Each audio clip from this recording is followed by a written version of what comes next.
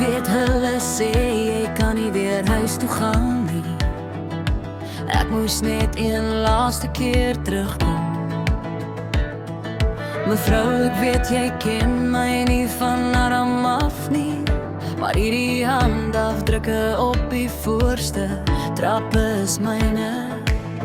Op daardie trappe in daardie klein agterslaapkamer is waar ek my huiswerk gedoen het en ek leer gitaar speel het.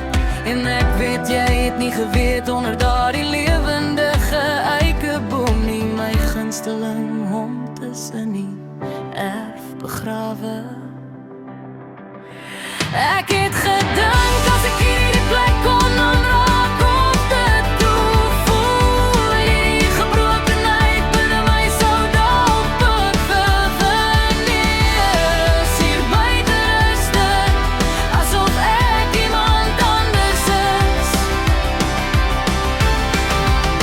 Ek het gedink dat ek dalk myself kon vind, as ek net kon en kon sweer ek sal weggaan. Ek sal niks ander neem as herinnering nie van die huis wat my gebou het.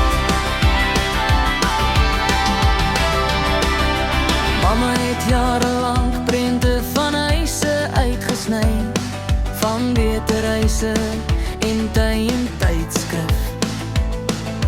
Planne is geteken en beton gegooi, spyker vir spyker en plank vir plank. Papa het 'n lewe gegee aan mama se droom. Ek het gedink as ek hierdie plek kon aanraak of dit kon voel, hierdie gebrokenheid binne my sou dalk genees. Hier buite is dit soos ek is iemand anders.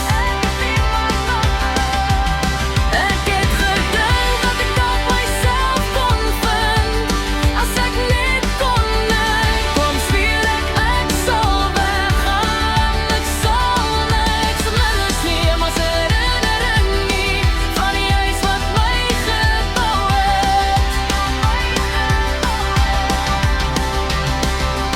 Jy verlaat die huis, jy gaan aan, en jy doen die beste wat jy kan. Ek het verdwaal in hierdie hele